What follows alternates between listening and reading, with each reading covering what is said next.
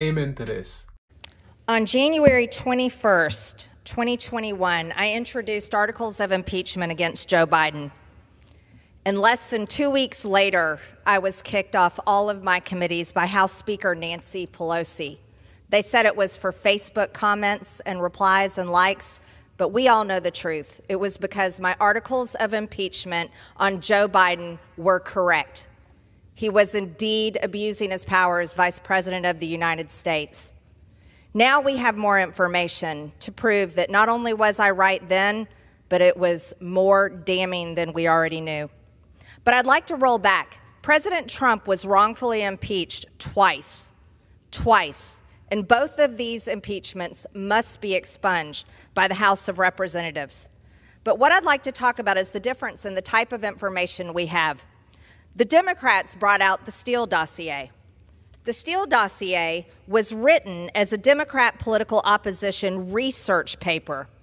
The information was written by a contractor and it was fed to the FBI with no transparency on subsources. The contractor had no primary source information, and the FBI operationalized uncorroborated claims to secure FISA warrant on political campaign official of opposing political party. Information was later debunked by Congress, the Inspector General, and Special Counsel investigations. But the mainstream media won Pulitzer Prizes on the bogus Russia narrative. And then they led the witch hunt, leading to impeaching President Trump over a phone call with the president of Ukraine. But let me tell the House what type of information we actually have.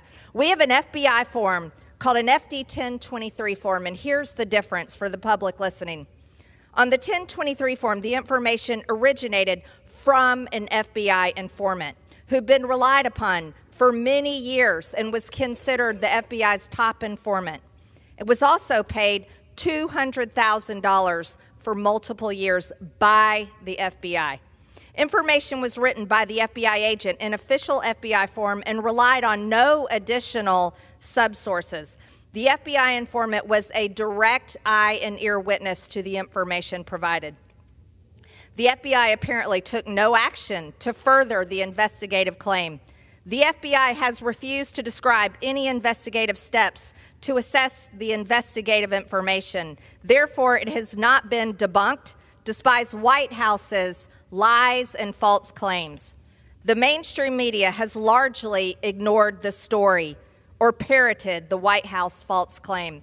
What does the FD 1023 form tell you? I'll tell you exactly what it says, because not only have I read it, I also have it in my possession right here.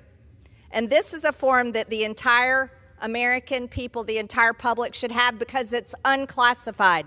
But Christopher Wray, the director of the FBI, forced us to read it in a SCIF and would not hand it over to us. Thankfully, Senator Chuck Grassley released this form because it was provided to him by a brave whistleblower. This form entails the damning information that then Vice President Joe Biden took a $5 million bribe from the oligarch that owns Burisma. Not only did Joe Biden take a $5 million bribe, so did Hunter Biden.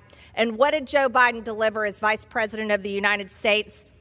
He got Viktor Shokin, the Ukrainian prosecutor general, fired from his job. How did Joe Biden, Vice President, get that done? He threatened to withhold $1 billion of U.S. aid to Ukraine until Viktor Shokin was fired. And you want to know what? He was fired. In 2016, Joe Biden himself bragged to the Foreign Council and told them that he got him fired. He bragged about it. It's on video. But that's not all they've done. Hunter Biden has also gotten his father on the phone over 24 times to talk with his business partners and talk with them about the business that they are doing. And even more so, in our possession, through our investigations on our Republican-led committees, we also have a WhatsApp chat that says, from Hunter Biden, I am sitting here with my father, and we would like to understand why the commitment made has not been fulfilled. Who's his father? Joe Biden. Tell the director that I would like to resolve this now before it gets out of hand, and now means tonight. And it continues on.